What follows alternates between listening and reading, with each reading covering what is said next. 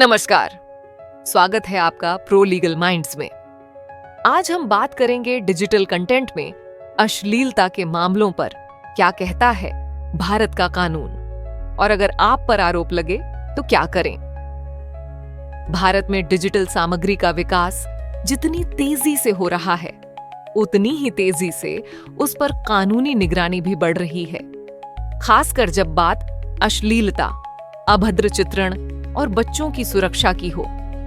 हाल ही में एक पॉडकास्टर के शो को सुप्रीम कोर्ट द्वारा प्रतिबंधित किया गया, जिसने ऑनलाइन कंटेंट पर लागू कठोर कानूनों को फिर से चर्चा में ला दिया है। इस वीडियो में हम जानेंगे कि भारतीय कानूनों में अश्लीलता क्या है, कौन कौन से अधिनियम लागू होते हैं, आरोप लगने पर क्या उपाय हैं और न्यायपालिका का वर्तमान दृष्टिकोण क्या है। भारतीय कानूनों में अश्लीलता की कोई निश्चित परिभाषा नहीं है, लेकिन न्यायपालिका ने इसे समय समय पर व्याख्यायित किया है। 2014 में अवीक सरकार बनाम पश्चिम बंगाल राज्य मामले में सुप्रीम कोर्ट ने कहा कि अश्लीलता का आकलन एक औसत व्यक्ति की दृष्टि से किया जाना चाहिए, जो वर्तमान सामाजिक मानकों को ध्यान में रखता है। इसलिए किसी सामग्री को अश्लील मानने के लिए यह देखा जाता है कि वह समाज के मानकों के अनुरूप है या नहीं, उसका उद्देश्य क्या है और क्या उसमें भ्रष्ट करने या कामुक विचारों को भड़काने की प्रवृत्ति है। भारतीय दंड संहिता 2023 की धारा 292 के अनुसार अश्लील पुस्तकों, चित्रों या अन्य वस्तुओं का प्रचार, प्रदर्शन, वितरण या विज्ञापन करना अपराध है। अश्लीलता का मतलब वह सामग्री है जो देखने, सुनने या पढ़ने वालों को भ्रष्ट कर सकती है या उनकी कामुक इच्छाओं को उत्तेजित करती है। डिजिटल प्लेटफॉर्म्स जैसे OTT, YouTube, पॉडकास्ट, यदि इन पर प्रसारित सामग्री अश्लील पाई जाती है तो उसे दंडनीय अपराध माना जाता है। पहली बार दोषी पाए जाने पर 2 साल तक की जेल या जुर्माना हो सकता है, जबकि बार बार अपराध पर 5 साल तक की सजा और जुर्माना लग सकता है। उदाहरण के तौर पर, यदि कोई वेब सीरीज बिना सेंसर किए यौन दृश्यों को दिखाती है और उम्र का सत्यापन नहीं करती, तो यह धारा 292 के तहत कार्रवाई के दायरे में आ सकती है। सूचना प्रौद्योगिकी अधिनियम की धारा 67 यह कहती है कि अगर कोई व्यक्ति इलेक्ट्रॉनिक माध्यम से कोई भी अश्लील या कामुक सामग्री प्रकाशित करता है, प्रसारित करता है या प्रसारित करवाता है और उसका असर किसी को नैतिक रूप से भ्रष्ट करने वाला हो, तो यह अपराध है। इस धारा का दायरा केवल डिजिटल स्पेस तक सीमित है, जैसे वेबसाइट, एप्स, सोशल मीडिया और ईमेल। यहां तक कि जानबूझकर अश्लील सामग्री को फॉरवर्ड करना भी अपराध माना जाता है।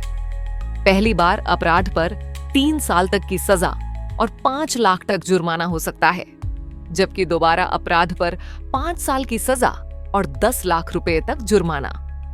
उदाहरण के तौर पर, अगर कोई व्हाट्सएप ग्रुप एडमिन ऐसे अश्लील संदेशों की अनुमति देता है और उन्हें नहीं हटाता, तो वह इस धारा के अंतर्गत दोषी ठहराया जा सकता है।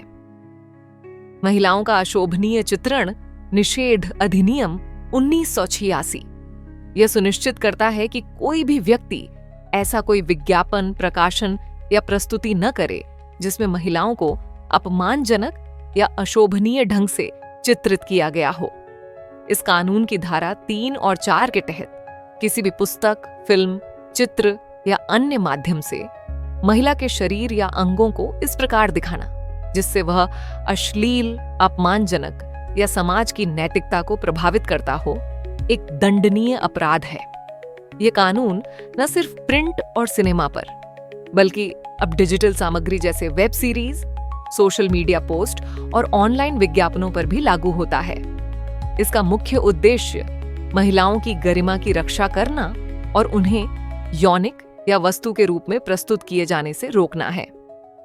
पहली बार अपराध पर 2 साल तक की सजा और 2000 रुपए का जुर्माना लगाया जा सकता है, और दोबारा अपराध पर 5 साल तक की सजा और 5000 रुपए तक का जुर्माना संभव है।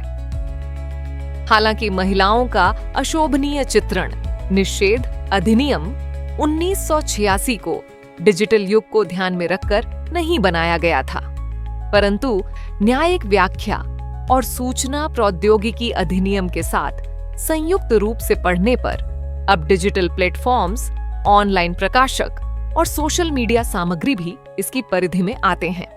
यदि किसी ऑनलाइन विज्ञापन में महिला को यौन रूप से संकेत देने वाले अंदाज में दिखाया गया हो, खासकर तब जब वह प्रचारित उत्पाद से कोई संबंध न रखता हो, जैसे कार या घड़ी, तो वह इस अधिनियम के अंतर्गत दंडनीय हो सकता है। सोशल मीडिया पर प्रचार सामग्री, इन्फ्लुएंसर पोस्ट या डिजिटल पोस्टर्स में भी यदि महिलाओं को अशोभनीय या अपमानजनक ढंग से दर्शाया जाता है तो उनके विरुद्ध कार्रवाई की जा सकती है। 2023 से 24 में महिला एवं बाल विकास मंत्रालय ने इस अधिनियम को डिजिटल युग की चुनौतियों से निपटने हेतु संशोधित करने का प्रस्ताव रखा।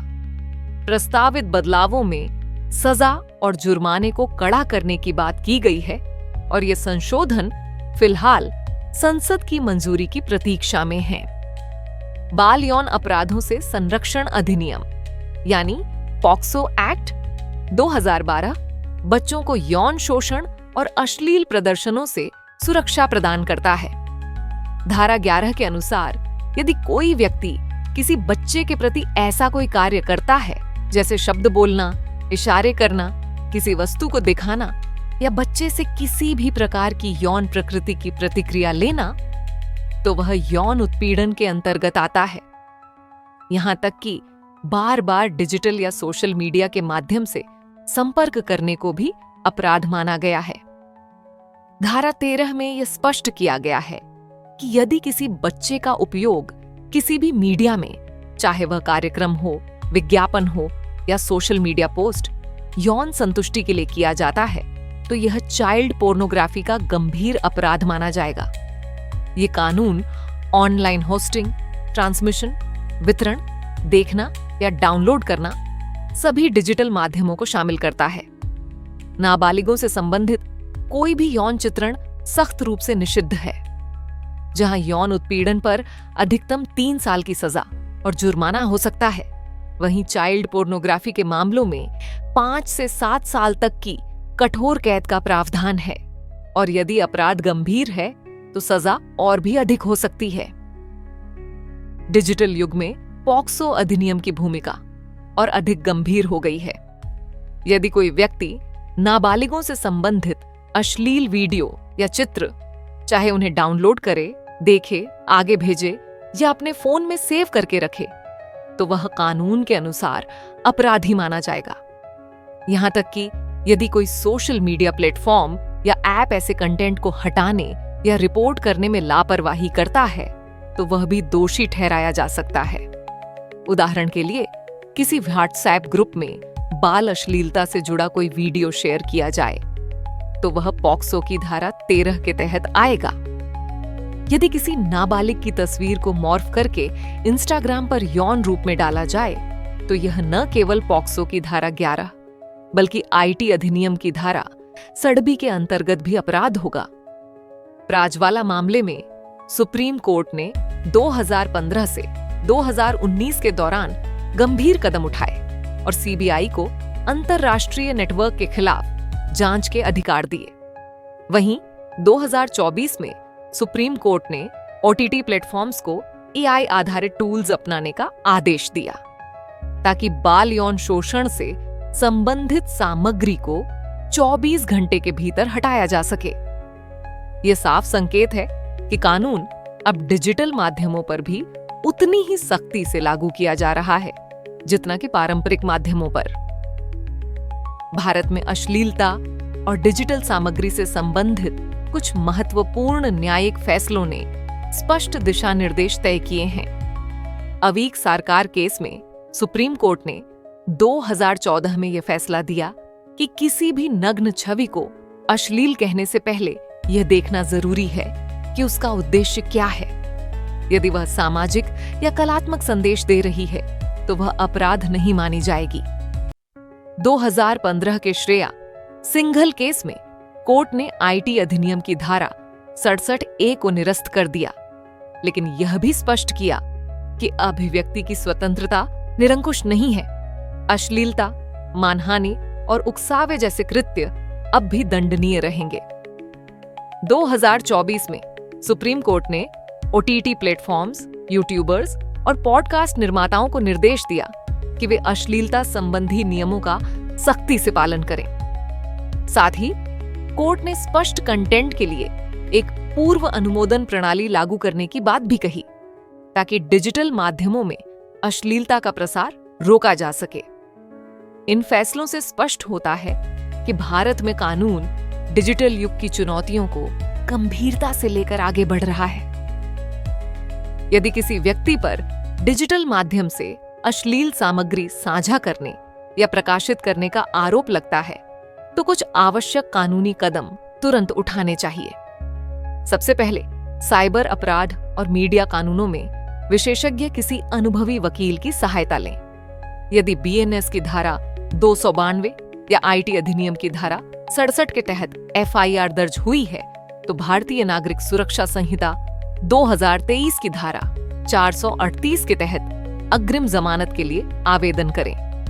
यदि आपकी सामग्री कला, शिक्षा या पत्रकारिता से जुड़ी थी और उसका उद्देश्य सामाजिक भलाई था, तो आप अनुच्छेद 226 के अंतर्गत उच्च न्यायालय में एफआईआर को रद्द करने की याचिका दायर कर सकते हैं। साथ ही यदि कोई सामग्री आपत्तिजनक मानी गई हो, तो उसे तुरंत हटा दें और आवश्यक हो तो सार्वजनिक स्पष्टीकरण जारी करें।